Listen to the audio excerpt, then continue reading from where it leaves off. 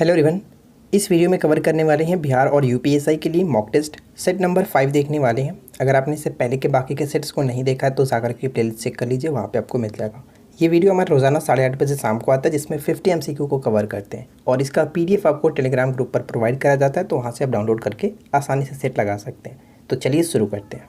Video को शुरू करने से पहले बात कर लेते हैं कि कल का होमवर्क आपका क्या रहेगा। पॉलिटी में आपको दिया जा रहा है मूल अधिकार, ठीक है। मूल अधिकार को अच्छे तरीके से पढ़ेंगे। रिविजन्स के तौर पर एक बायोलॉजी का छोटा सा टॉपिक है पादप हार्मोन। ये बहुत इंपॉर्टेंट टॉपिक है फ्रेंड्स, इसको अच्छे से कवर करेंगे पादप हार्मोन को। और टॉपिक वाइज में एक छोटा सा टॉपिक दे रहा हूँ पशु और उनके नस्ल। इसको आप चाहो तो ट्रिक के माध्यम से याद कर सकते हो, जो मैंने अपने चैनल पर करा रखा, जा करके देख लीजिएगा। करंट अफेयर्स की बात करें तो जुलाई 2020 को आप कवर कर लीजिएगा, एक बार फिर से रिवीजन कर लीजिएगा, ठीक है। चलिए अब आज के इस वीडियो को शुरू करते हैं। देखिए फर्स्ट क्वेश्चन कह रहा है कि निम्नलिखित में से किस सिंधु घाटी सभ्यता स्थल से प्राप्त एक मृत भांड पर एक चिड़िया अपने मुख में मछली दबाए हुए पेड़ पर बैठी हुई है और पेड़ के नीचे एक लोमड़ी खड़ी है। इस चित्र को अंकित किया गया। तो ध्यान दीजिएगा, इस प्रश्न का सही उत्तर होगा लोथल, ठीक है। लोथल जो कि गुजरात में पड़ता है और ये कह सकते हैं सिंधु घाटी सभ्यता का बंदरगाह नगर भी था। नेक्स्ट प्रश्न की निम्नलिखित में से प्राचीन भारत की कौन सी जो लिपि है वो दाहिने से बाईं ओर लिखी जाती थी। दाएं से बाईं ओर लिखी जाती थी, वो लिपि कौन सी थी। तो इस प्रश्न का सही उत्तर हो जाएगा ऑप्शन सी, यानी कि खरोष्ठी लिपि, ठीक है। खरोष्ठी लिपि। और ध्यान दीजिएगा, खरोष्ठी लिपि को कभी कभी जो कि गंधार लिपि भी कहा जाता है, क्योंकि इसका जो उपयोग है वो पश्चिमी भारत की गंधार संस्कृति में किया जाता था। क्लियर। आगे बढ़ते हैं। नेक्स्ट प्रश्न है कि निम्नलिखित में से कौन सी लड़ाई और उसके होने वाले समय के साथ सही ढंग से मेल नहीं खाती है। इस प्रश्न का सही उत्तर हम देखें तो तराइन का दूसरा युद्ध 1192 बिल्कुल सही है। पानीपत की पहली लड़ाई 1526 ये भी सही है। लेकिन खानवा का युद्ध यहाँ पे 1529, ये पॉइंट्स गलत है, क्योंकि खानवा का युद्ध जो हुआ था 1527 में हुआ था। ये पॉइंट्स आपको याद रखना है। और प्लासी की लड़ाई 1757, ये तो करेक्ट ही है, तो कोई दिक्कत नहीं, ऑप्शन सी को टिक करेंगे। निम्न में से कौन सी फसल खरीफ फसल नहीं है। तो मैंने आपको खरीफ और रबी के बारे में काफ़ी अच्छी तरीके से बता रखा है। खरीफ फसल कौन इसमें नहीं है, तो सही आंसर क्या होगा, सरसों, ठीक है। सरसों जो आता है वो रबी के फसल के अंतर्गत आता है। और अगर हम खरीफ फसल की बात करें तो खरीफ फसल में कपास, मूंगफली, मक्का, धान, गन्ना, ये सभी इसके अंतर्गत आते हैं। चलिए, और एक और पॉइंट्स हम यहाँ पे कवर कर लेते हैं। जैसे मैं आपको बता रखा है कि खरीफ फसल के जो है बुआई कब की जाती है, कटाई कब की जाती है। तो ध्यान रखिएगा, बुआई जो होता है वो इसका जून जुलाई में होता है, जबकि इसकी कटाई जो होता है वो नवंबर दिसंबर में होता है। ये पॉइंट्स आपको याद रखना है। आगे बढ़ते हैं। अगला पॉइंट है कि उच्चतम न्यायालय में संविधान के निर्वाचन से संबंधित मामलों की सुनवाई करने के लिए न्यायाधीशों की संख्या कितनी होनी चाहिए। तो इस प्रश्न का करेक्ट आंसर क्या होगा, न्यायाधीशों की संख्या कितनी होनी चाहिए, 5 होनी चाहिए। ऑप्शन डी को टिक करेंगे। अगला पॉइंट्स की बजट पर चर्चा करने की प्रथा ब्रिटिश राज के दौरान किस अधिनियम द्वारा शुरू हुआ था। मैंने आपको कल के होमवर्क में अधिनियम के बारे में दिया था कि अच्छे से पढ़ लीजिएगा। तो आई होप कि आपने होमवर्क को कंप्लीट किया ही होगा। तो देखिए, बजट पर चर्चा या फिर बजट पर बहस करने की जो शक्ति मिली थी वो हम कह सकते हैं कि भारतीय परिषद अधिनियम 1892 में दिया गया था। C will be correct answer. Next question क्या कह रहा है कि भारतीय नागरिकों के लिए समान सिविल संहिता प्राप्त कराने की बात कहाँ की गई है। किस अनुच्छेद में समान सिविल संहिता की बात की गई है। तो ध्यान दीजिएगा फ्रेंड्स, समान सिविल संहिता की जो बात की गई है वो आर्टिकल 44 में, यानी ऑप्शन यहाँ पे बी करेक्ट होगा। देखिए अगला प्रश्न कह रहा है कि अलमाटी बांध परियोजना कृष्णा नदी पर स्थित है, जो किस राज्य में स्थित है। अलमाटी बांध कृष्णा नदी पर बना है, किस राज्य में स्थित है। तो इस प्रश्न का सही उत्तर हो जाता है ऑप्शन बी, यानी कि कर्नाटक में स्थित है। अगला पॉइंट्स की निम्नलिखित में से कौन सा जो मिलान है वो गलत किया गया, यानी कि विकल्प कौन सा गलत है। अच्छे से पढ़िए, ध्यान दीजिएगा, आपको यहाँ पे गलत बताना है। पहला पॉइंट्स कह रहा है कि वसंधा राष्ट्रीय उद्यान कहाँ पे, गुजरात में, जो कि बिल्कुल सही है, कोई दिक्कत नहीं। सेकंड पॉइंट है कि द पाथान, और इसको हम लोग जैकवाड़ी के नाम से भी जानते हैं, तो ध्यान रखिएगा द पाथान को ही जैकवाड़ी कहा जाता है। जयकवाड़ी हाइड्रो इलेक्ट्रिक परियोजना कावेरी नदी पर है। ये पॉइंट गलत है, क्योंकि जयकवाड़ी परियोजना गोदावरी नदी पर है और ये महाराष्ट्र में पड़ता है। तो ये हम कह सकते हैं सेकंड पॉइंट गलत है, और हमें बताना था कौन गलत है, इस वजह से ऑप्शन हम केवल और केवल 2 को टिक करेंगे, केवल बी, ठीक है। आगे बढ़ते हैं। नेक्स्ट क्वेश्चन की कालीघाट पाटकला किस राज्य का लोक चित्रकला है। कालीघाट पाटकला जो है वो किस राज्य का लोक चित्रकला है। सही आंसर होगा ऑप्शन ए पश्चिम बंगाल। ठीक है, पश्चिम बंगाल। नेक्स्ट प्रश्न बनता है कि भारहीनता होती है, भारहीनता होती है। गुरुत्वाकर्षण की शून्य स्थिति में भारहीनता होता है, option A will be correct answer. Next question कह रहा है कि हीरा चमकदार दिखाई देता है, इसका कारण क्या है। बहुत सिंपल सा क्वेश्चन है कि हीरा के चमकदार दिखाई देने का कारण क्या होता है। तो इसका कारण होता है आंतरिक परावर्तन के कारण। ठीक है, संपूर्ण आंतरिक परावर्तन कह सकते हैं, सामूहिक आंतरिक परावर्तन के कारण, ऑप्शन डी करेक्ट आंसर है। नेक्स्ट क्वेश्चन कि यदि किसी दर्पण या फिर ऐनक के लेंस का पावर जो है वो +2 डायाफ्टर है, तो आपको पूछा जा रहा है कि इसमें फोकस दूरी इसकी कितनी होगी। तो अगर आपको फोकस दूरी और जो पावर डायाफ्टर है इनमें संबंध पता होगा तो आप आसानी से कर सकते हैं। जैसे कि आपको पता है कि लेंस की क्षमता का मात्रक डायाफ्टर होता है, तो इसके लिए हम कैसे निकालते हैं कि P = 1/f, और 1/f उस कंडीशन में हम लोग निकालते हैं जब हमें वैल्यू को मीटर में निकालना होता है। लेकिन ऑप्शंस में आप देख रहे हैं यहाँ पे मीटर में निकालना है, तो हम क्या करेंगे 100 से ऊपर में गुना करेंगे, यानी हम कह सकते हैं कि 100/f लिख सकते हैं। तो हमें यहाँ पे क्या है डायोफ्टर पता है, यानी f फाइंड आउट करना है। f = लिख सकते हैं 100/p, तो p को अगर यहाँ पे 2 रखूँगा तो कितना होगा 100/2, यानी कि 50 सेंटीमीटर। करेक्ट आंसर होगा ऑप्शन सी। तो इस चीज़ को याद रखिएगा। ठीक है, आगे बढ़ते हैं। नेक्स्ट क्वेश्चन देखिए, निम्नलिखित में से कौन सा एक प्रकृति में अनुचुंबकीय है। सबसे पहले तो अनुचुंबकीय समझ लीजिए क्या होता है। अनुचुंबकीय वे पदार्थ जो कि हम कह सकते हैं कि कम से ज़्यादा चुंबकीय क्षेत्र की ओर गति करते हैं। ठीक है, तो अनुचुंबकीय के अंतर्गत सबसे इंपॉर्टेंट पॉइंट्स आपको ध्यान रखना है, एल्युमिनियम होता है, सोडियम होता है और ऑक्सीजन होता है, यानी करेक्ट आंसर यहाँ पे ऑक्सीजन को टिक करेंगे। नेक्स्ट क्वेश्चन की केंद्रीय प्रदूषण नियंत्रण बोर्ड की स्थापना कब हुई थी। केंद्रीय प्रदूषण नियंत्रण बोर्ड की स्थापना कब हुई थी। फ्रेंड्स, अगर आपको वीडियो अच्छी लगे तो प्लीज़ वीडियो को लाइक कर दीजिएगा, दोस्तों के साथ शेयर कर दीजिएगा, और साथ ही साथ चैनल पर पहली बार है तो चैनल को सब्सक्राइब करके नोटिफिकेशन बेल को ऑन रखिए। केंद्रीय प्रदूषण नियंत्रण बोर्ड की स्थापना 1974, option C will be correct answer. देखिए नेक्स्ट क्वेश्चन कह रहा है कि पागलपंथी विद्रोह के संदर्भ में निम्नलिखित में से कौन सा कथन सही है।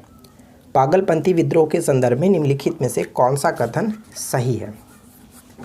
क्या होगा इस प्रश्न का सही उत्तर। देखिए पहला पॉइंट कह रहा है कि इस विद्रोह से प्रभावी जो क्षेत्र था बंगाल था, बिल्कुल करेक्ट है। और इस विद्रोह के नेतृत्वकर्ता के रूप में हम करम शाह को जानते हैं, ये पॉइंट्स भी बिल्कुल सही है। तो दोनों के दोनों यहाँ पे कथन सही होने की वजह से ऑप्शन सी करेक्ट होगा, 1 और 2 दोनों। नेक्स्ट वन, सहतूत बांध किस देश में है, बताइए। सहतूत बांध जो वो किस देश में स्थित है। सहतूत बांध का संबंध अफगानिस्तान से हो जाता है, सी विल बी करेक्ट आंसर। अगला प्रश्न कह रहा है कि भारतीय वन सर्वेक्षण संस्थान कहाँ स्थित है। भारतीय वन सर्वेक्षण संस्थान कहाँ पर स्थित है। तो मैंने आपको कैसे याद करा था, लास्ट में 1 है तो यहाँ पे देहरादून में भी लास्ट में 9 है, यानी कि लास्ट में 9 तो इसमें भी 9। करेक्ट आंसर क्या होगा, ऑप्शन बी देहरादून। ठीक है, चलिए नेक्स्ट वन देखिए, भूरा कोयला के नाम से किसे जाना जाता है। भूरा कोयला के नाम से किसे जाना जाता है। तो भूरा कोयला हम लोग किसे कहते हैं, लिग्नाइट कोयला। जैसे सब जानते हैं कि कोयले का 4 प्रकार होता है, एंथ्रासाइट कोयला, लिग्नाइट कोयला, बिटुमिनस कोयला और पिट कोयला। सबसे उच्च कोटि का जो कोयला होता है वो एंथ्रासाइट कोयला होता है, ठीक है, जबकि सबसे निम्न कोटि का जो होता है वो पिट कोयला होता है। और घरेलू उपयोग में जो यूज़ किया जाता है वो कौन सा है, बिटुमिनस कोयला होता है। लिग्नाइट कोयले को भूरे कोयले के नाम से जानते हैं, इतने पॉइंट्स को याद रखिएगा। नेक्स्ट क्वेश्चन बनता है कि एक ही खेत से 2 फसल उगाने के जो साक्ष्य यहाँ पे साथ नहीं साक्ष्य निम्नलिखित में से किस हड़प्पा स्थल से प्राप्त हुआ है। एक ही खेत से 2 फसल उगाने का जो साक्ष्य प्राप्त हुआ है किस हड़प्पा स्थल से प्राप्त हुआ है। तो ऑप्शन हम ए को टिक करेंगे, कालीबंगन से। और आपको पता है कि कालीबंगन राजस्थान में पड़ता है और इससे और भी कुछ चीज़ें जैसे प्राप्त हुआ था, अलंकृत ईंटों के साक्ष्य मिला है, साथ ही साथ जुते हुए खेत का साक्ष्य भी यहीं से मिला है, तो ये ध्यान रखिएगा। अगला पॉइंट देखिए, हिंदी भाषा का प्रथम समाचार पत्र कौन सा था। हिंदी भाषा का पहला समाचार पत्र कौन सा था। राइट आंसर होगा ऑप्शन डी, उदंत मार्तंड। ठीक है, उदंत मार्तंड, ऑप्शन डी को टिक करेंगे। और उदंत मार्तंड की जो स्टार्टिंग की गई थी कब, तो 1826 माना जाता है। किसके द्वारा, जुगल किशोर शुक्ल के द्वारा। और कहाँ से इसका प्रकाशन होता था, कलकत्ता से होता था। और ये किस टाइप का पत्र था, तो ये ध्यान रखिएगा, ये साप्ताहिक था। ठीक है, चलिए नेक्स्ट वन देखिए। अगला पॉइंट ये कह रहा है कि धार्मिक अयोग्यता अधिनियम या फिर इसको लेक्स लेकी कानून भी कहा जाता है, कब पारित हुआ था। लेक्स लेकी कानून जो कि कब पारित हुआ था, ऑप्शन ए करेक्ट होगा 1850। नेक्स्ट क्वेश्चन देखिए क्या है कि अल्जाइमर रोग का संबंध मानव शरीर के किस हिस्से से है। अल्जाइमर रोग का संबंध मानव शरीर के किस हिस्से से है। तो इस प्रश्न का सही उत्तर हो जाता है अल्जाइमर में क्या होता है, मस्तिष्क का एक विकार होता है। ठीक है, ऑप्शन सी करेक्ट है, मस्तिष्क का एक विकार है। अगला प्रश्न, अंतर्राष्ट्रीय परिषद के संदर्भ में निम्नलिखित में से कौन सा कथन सही नहीं है। ध्यान दीजिएगा, सही नहीं है। अंतर्राष्ट्रीय परिषद के संदर्भ में आपको 4 पॉइंट्स दिए गए, चारों को अच्छे से पढ़िए और बताइए कि कौन सही नहीं है। तो पहला पॉइंट कह रहा है कि इसका संबंध अनुच्छेद 263 से, बिल्कुल सही है। अंतर्राष्ट्रीय परिषद के गठन की सिफारिश सरकार या आयोग ने किया था, ये बिल्कुल सही है। और नेक्स्ट पॉइंट है कि इसकी प्रथम बैठक जून 1990 में की गई थी, ये पॉइंट गलत है, क्योंकि मैंने आपको पहले ही बता रखा है कि अंतर्राष्ट्रीय परिषद का गठन जो हुआ था जून 1990 में हुआ था और इसकी पहली बैठक अक्टूबर 1990 में की गई थी। तो इस वजह से ऑप्शन सी गलत है और हम करेक्ट आंसर सी को टिक करेंगे। और चौथा पॉइंट क्या है कि इसके अध्यक्ष के रूप में प्रधानमंत्री होते हैं, जो कि बिल्कुल सही है। चलिए अगला पॉइंट देखिए। नेक्स्ट वन है कि आर्कियोप्टेरिक्स किसके बीच की योजक कड़ी था। आर्कियोप्टेरिक्स जो था वो किसके बीच का योजक कड़ी था, सरीसृप और पक्षियों के बीच, यानी कि सही आंसर हो जाता है ऑप्शन सी। नेक्स्ट प्रश्न है कि प्रोटीन निर्माण का सक्रिय स्थल कौन सा है। प्रोटीन निर्माण का सक्रिय स्थल कौन सा है। तो इस प्रश्न का सही उत्तर होगा option B, ribosome. Next question की जीवद्रव्य जीवन का भौतिक आधार है, यह किसका कथन है। जीवद्रव्य जीवन का भौतिक आधार है, यह कथन किसका है। ऑप्शन सी करेक्ट होगा, हेक्सले। ठीक है, हेक्सले ने ये कहा था। नेक्स्ट वन क्या है कि ट्रिप्स और ट्रिम्स जैसे शब्द संबंधित है। ट्रिप्स और ट्रिम्स जो है वो संबंधित है किससे। तो इसका संबंध हो जाता है विश्व व्यापार संगठन से। ठीक है, डब्ल्यूटीओ का गठन कब किया गया था, 1995 में। ठीक है ना, 1 जनवरी 1995 को। नेक्स्ट क्वेश्चन क्या है कि निम्नलिखित में से कौन सा संगठन भारत में गरीबी रेखा का अनुमान लगाता है। डब्ल्यूटीओ का मुख्यालय कहाँ पे है, पता है ना सबको, डब्ल्यूटीओ का मुख्यालय जिनेवा में पड़ता है। तो ध्यान दीजिएगा कौन सा संगठन भारत में गरीबी रेखा का अनुमान लगाता है और वो संगठन कौन सा है। तो ऑप्शन बी को टिक करेंगे, NSSO, जिसको कह सकते हैं नेशनल सैंपल सर्वे ऑर्गेनाइजेशन। ठीक है, ऑप्शन बी करेक्ट होगा। पढ़ सकते हैं कि गरीबी रेखा का अनुमान 5 वर्षों में एक बार नमूना सर्वेक्षण द्वारा लगाया जाता है और ये सर्वेक्षण कह सकते हैं राष्ट्रीय नमूना सर्वेक्षण कार्यालय NSSO के द्वारा किया जाता है। चलिए अगला पॉइंट्स क्या है। नेक्स्ट क्वेश्चन बनता है कि आधार दर क्या है। बताइए फ्रेंड्स कि आधार दर क्या है।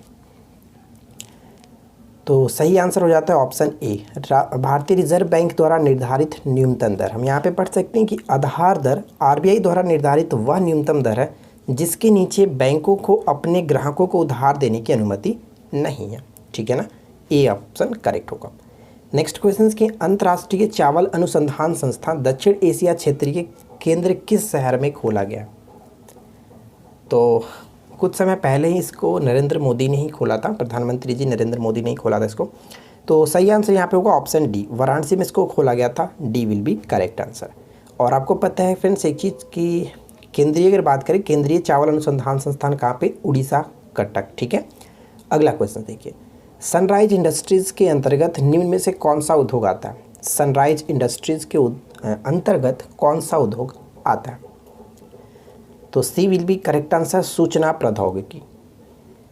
नेक्स्ट क्वेश्चन कह रहा है कि निम्नलिखित में से कौन सा देश विश्व का सबसे अधिक केसर उत्पादन करने वाला देश है। भारत में आपको पता है कि सबसे अधिक उत्पादन करने वाला राज्य कौन सा है, जम्मू कश्मीर। पूरे वर्ल्ड में कौन सा देश है, तो ईरान। यहाँ पे राइट आंसर होगा ऑप्शन डी। और इनसे जुड़ी कुछ पॉइंट्स हम यहाँ पे कवर कर लेते हैं। जैसे देखिए, केसर एक प्रकार का मसाला है और अगर हम बात करिए किससे प्राप्त होता है, यानी कि फूल से प्राप्त होता है, कौन से फूल से, तो हम यहाँ पे पढ़ सकते हैं कि क्रोकुस सतिवुस। ठीक है, क्रोकुस सतिवुस के फूल से प्राप्त किया जाता है और वजन के अकॉर्डिंग अगर बात करें तो दुनिया का सबसे महंगा मसाला माना जाता है। आगे बढ़ते हैं। नेक्स्ट वन है कि निम्नलिखित में से कौन सा देश विश्व का सबसे अधिक यूरेनियम उत्पादन करने वाला देश है। सबसे अधिक यूरेनियम उत्पादन करने वाला देश कौन सा है। तो राइट आंसर हो जाएगा ऑप्शन ए, कजाकिस्तान। ठीक है, कजाकिस्तान यहाँ पे करेक्ट होगा। नेक्स्ट वन की भारत सरकार द्वारा शुरू की गई गंगा नदी को साफ करने की परियोजना कौन सी है। गंगा नदी को साफ करने की जो परियोजना थी वो कौन सी है? नमामि गंगे, सी विल बी करेक्ट आंसर। और हम यहाँ पे पढ़ सकते हैं कि नमामि गंगे को स्टार्ट कब किया गया था? जून 2014 में स्टार्ट किया गया था। ठीक है, नमामि गंगे कार्यक्रम एक एकीकृत संरक्षण मिशन है जिसे जून 2014 में केंद्र सरकार द्वारा फ्लैगशिप प्रोग्राम के रूप में अनुमोदित किया गया था। नेक्स्ट क्वेश्चन की भारतीय दंड संहिता का समुद्र में क्षेत्राधिकार कहाँ तक फैला हुआ है? समुद्र में क्षेत्राधिकार कहाँ तक फैला हुआ है? तो इस प्रश्न का सही उत्तर हम किसे टिक करेंगे? ऑप्शन ए करेक्ट होगा, 12 समुद्री मील तक। ठीक है, 12 समुद्री मील तक। और देखिए इससे जुड़ी कुछ पॉइंट्स मैंने यहाँ पे नोट डाउन किया हो, आप चाहो तो इसको अच्छे तरीके से पढ़ सकते हैं कि क्षेत्रीय सागर की दूरी आधार रेखा से सागर की ओर मापी जाती है, जो कि सामान्यतः 12 समुद्री मील तक होती है। अतः भारतीय दंड संहिता का समुद्र में क्षेत्राधिकार 12 समुद्री मील तक फैला हुआ है। उसी तरह से आप 2 पॉइंट्स और पढ़ सकते हैं, अच्छे से समझ सकते हैं। क्लियर? चलिए नेक्स्ट क्वेश्चन कह रहा है कि वर्ष 1917 में बनी भारतीय महिला संस्था की पहली अध्यक्ष कौन थी? भारतीय महिला संस्था की पहली अध्यक्ष कौन थी? तो एनी बेसेंट यहाँ पे करेक्ट होगा, option A will be right answer. Next प्रश्न है कि किस सीमा तक किसी व्यक्ति को एकांत परिरोध में रखने का आदेश दिया जा सकता है? रखने का आदेश दिया जा सकता है, तो यहाँ पे सही आंसर हमारा होगा ऑप्शन सी, 3 माह तक। इससे संबंधित कुछ पॉइंट्स आपको समझना होगा जो कि आप पढ़कर अच्छे से तरीके से समझ सकते हैं कि किसी व्यक्ति को अधिकतम 3 माह तक एकांत परिरोध में रखने का आदेश दिया जा सकता है यदि कारावास की अवधि जो कि 6 माह से अधिक जो कि अनधिक ना हो, तब 1 माह से अधिक समय तक। बाकी 2 पॉइंट्स और भी आप इसको पढ़ करके समझ सकते हैं कि क्या क्या समय होनी चाहिए। देखिए नेक्स्ट क्वेश्चन कह रहा है कि निम्नलिखित में से कौन चिपको आंदोलन के साथ जुड़ा हुआ था? चिपको आंदोलन के साथ कौन कौन से जुड़े हुए थे? तो राइट आंसर यहाँ पे हमारा होगा सुंदरलाल बहुगुणा के साथ चंडी प्रसाद भट्ट। ऑप्शन ए और बी दोनों होगा, correct answer option D. Next question कह रहा है कि निम्नलिखित में से कौन सा विषय राज्य सूची के अंतर्गत आता है? तो अच्छे से पढ़ करके बताइए कि कौन सा विषय राज्य सूची के अंतर्गत आता है। तो यहाँ पे हमारा करेक्ट आंसर होगा ऑप्शन ए, बाजार और मेला जो राज्य सूची के अंतर्गत आता है। और इससे कुछ पॉइंट्स हम यहाँ पे पढ़ सकते हैं, जैसे कि 7वीं सूची के अंतर्गत केंद्र और राज्यों के बीच शक्तियों का बंटवारा किया गया, ये पॉइंट्स आपको पता होगा। इसके अंतर्गत 3 सूचियाँ, पहले संघ सूची, दूसरा राज्य सूची और तीसरा समवर्ती सूची। अगर हम बात करें कि कुछ संघ सूची के अंतर्गत कुल कितने विषय हैं, तो वर्तमान में 100 विषय, लेकिन स्टार्टिंग में मूल संविधान में 97 विषय इसमें शामिल किए गए थे। और उसी तरह से राज्य सूची में वर्तमान में 61 विषय हैं और समवर्ती सूची में कुल 52 विषय। और राज्य सूची के अंतर्गत बात करें कौन कौन से विषय आते हैं, तो हम यहाँ पे पढ़ सकते हैं पुलिस, लोक स्वास्थ्य और स्वच्छता, प्रति व्यक्ति कर, गैस, कृषि, ये ध्यान रखिएगा, कारागार, बाजार और मेले, पंचायती राज और भूमि सुधार, ये भी बहुत इंपॉर्टेंट है। तो ये सभी के सभी राज्य सूची के विषय हैं और अक्सर यहाँ से क्वेश्चन पूछे जाते हैं, तो आप चाहो तो इसको स्क्रीनशॉट ले सकते हैं। नेक्स्ट क्वेश्चन बनता है कि औरंगजेब के संबंध में निम्नलिखित कथन पर विचार करें और बताएं कौन सही है। तो बताइए कि 3 पॉइंट्स दिए गए औरंगजेब के संबंध में, क्या यहाँ पे सही होगा। तो पहला पॉइंट कह रहा है कि इसने गोलकुंडा को मुगल साम्राज्य में 1687 मिलाया था, जो कि बिल्कुल सही है। 1685 में बीजापुर को और 1687 में गोलकुंडा को मिलाया था, ये ध्यान रखेंगे। 1679 में जजिया कर को पुनः इसने लागू किया था, ये भी बिल्कुल सही है। और थर्ड पॉइंट कह रहा है कि पुर्तगाली यात्री फ्रैंकोइस बर्नियर औरंगजेब के चिकित्सक थे, ये पॉइंट गलत है। चिकित्सक तो थे लेकिन पुर्तगाली यात्री नहीं था, वो फ्रांसीसी यात्री था। इस वजह से हम कह सकते हैं कि केवल 1 और 2 सही है, ऑप्शन हम बी को टिक करेंगे। ठीक है, ध्यान रखेंगे। अगला पॉइंट्स, साइमन कमीशन के आने के विरुद्ध भारतीय जन आंदोलन क्यों हुआ था? साइमन कमीशन के आने के विरुद्ध में जो कि भारतीय जन आंदोलन क्यों हुआ था, उसका बहिष्कार क्यों किया गया था? तो इसका बहिष्कार करने का मेन कारण ये था कि साइमन कमीशन में कोई भी सदस्य जो था वो भारतीय नहीं था, इस वजह से, इसलिए ऑप्शन सी यहाँ पे करेक्ट होगा। नेक्स्ट वन देखिए, संविधान के किस भाग में संविधान संशोधन की प्रक्रिया का उल्लेख किया गया? संविधान संशोधन की प्रक्रिया का उल्लेख जो है वो कहाँ से लिया गया? दक्षिण अफ्रीका के संविधान से लिया गया। 368 अनुच्छेद के अंतर्गत भाग 20 के अंतर्गत आता है, यानी सी को टिक करेंगे। नेक्स्ट वन देखिए, निम्न में से किन अनुच्छेदों द्वारा भारतीय संविधान नागरिकों को मूल अधिकार निश्चितता प्रदान करता है? यानी मूल अधिकार जो है वो भारतीय संविधान को किस अनुच्छेद के अंतर्गत दिए जाते हैं? तो मूल अधिकार किस भाग में आता है? तो सबसे पहले तो ये ध्यान रखिएगा, मूल अधिकार भाग 3 के अंतर्गत आता है और ये संयुक्त राज्य अमेरिका के संविधान से ग्रहण किया गया। ठीक है, और इसके अंतर्गत कौन कौन से अनुच्छेद आते हैं, तो 12 से लेकर के 35 तक, यानी कि करेक्ट आंसर होगा ऑप्शन ए। ठीक है, चलिए आगे बढ़ते हैं। नेक्स्ट क्वेश्चन है कि कौन सा शहर मिसिसिपी तथा मिसौरी के संगम पर स्थित है। मिसिसिपी और मिसौरी के संगम पर स्थित है कौन सा शहर, Saint Louis, option B correct होगा सेंट लुइस। विक्टोरिया झील किन अफ्रीकी देशों के मध्य में स्थित है। विक्टोरिया जो झील है वो किन अफ्रीकी देशों के मध्य स्थित है, तो विक्टोरिया झील जो है वो 3 देशों के मध्य में पड़ता है, तंजानिया, केन्या और युगांडा। ठीक है, तो राइट आंसर यहाँ पे क्या होगा, ऑप्शन ए। और ये अफ्रीका महाद्वीप का सबसे बड़ी झील भी माना जाता है विक्टोरिया झील। पिपली घाट दर्रा किस पर्वतीय भाग में स्थित है। पिपली घाट दर्रा किस पर्वतीय भाग में स्थित है, तो सही आंसर यहाँ पे होगा Aravalli, D will be correct answer Aravalli. Next one देखिए क्या है, किस शासक ने गंगा और सोन नदियों के संगम पर पाटलिपुत्र नगर की स्थापना की थी।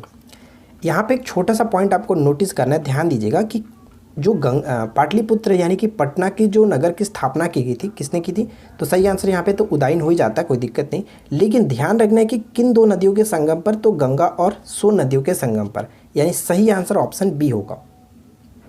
नेक्स्ट वन देखिए कि निम्नलिखित में से कौन सुमेलित नहीं है। ठीक है, कौन सुमेलित नहीं है। पहला पॉइंट कह रहा है कि 5 जून को विश्व पर्यावरण दिवस मनाता है, बिल्कुल सही। विश्व आर्द्र भूमि दिवस प्रत्येक वर्ष 2 फरवरी को मनाया जाता है, ये भी सही है। अंतर्राष्ट्रीय जैविक विविधता दिवस, ये भी सही है कि 22 मई को मनाया जाता है। तो गलत हमारा ऑप्शन डी होगा, विश्व जल दिवस। विश्व जल दिवस कब मनाया जाता है, 22 मार्च को मनाया जाता है, ये ध्यान रखिएगा। 22 मार्च को प्रत्येक वर्ष विश्व जल दिवस के रूप में मनाते हैं, इस वजह से ऑप्शन डी यहाँ पे करेक्ट है। इस वीडियो का आखिरी प्रश्न देखिए, कश्मीर घाटी के अंतिम मुस्लिम शासक यूसुफ शाह चक, जिन्हें मुगल सम्राट अकबर द्वारा बिहार में निर्वासित किया गया था, उनका दफन कहाँ पे है। करेक्ट आंसर क्या होगा, right answer will be option D, Nalanda में। ठीक है, नालंदा यहाँ पे करेक्ट आंसर हो जाता है। तो देखिए फ्रेंड्स, हम लोगों ने यहाँ पे 50 MCQ को कवर किया। तो हमें आशा है कि आप लोगों को ये छोटा सा वीडियो पसंद आया होगा। वीडियो पसंद आया तो वीडियो को लाइक कीजिए और नीचे कमेंट्स करके बताइए कि आउट ऑफ 50 से आपकी स्कोरिंग क्या रही, कितना आपने स्कोर किया। वीडियो कैसी लगी नीचे कमेंट्स करके ज़रूर बताएं और साथ ही साथ क्यूज का राइट आंसर कमेंट्स जरूर करें। बक्सर के युद्ध 1764 में अंग्रेजी सेना का नेतृत्व करने वाला कौन था। देखिए मैं आपको कई बार बता चुका हूँ कि ABCD इस तरह से आंसर ना लिखा करें। अगर आपको नहीं लिखने का मन है तो ना ही लिखा है तो बेटर है। अगर आप लिखना चाहते हैं तो अच्छे तरीके से डिटेल में लिखें कि इसके बारे में आप जितने जानते हैं उतना, या फिर राइट आंसर लिखें कि ऑप्शन ए होगा और जो भी आपका करेक्ट आंसर उसके नामों को लिखा करें। ठीक है, तो ABCD इस तरह से ना लिखा करें। चलिए मिलते हैं किसी और वीडियो में नेक्स्ट टॉपिक के साथ। Thanks for watching, keep watching, keep learning, have a good day.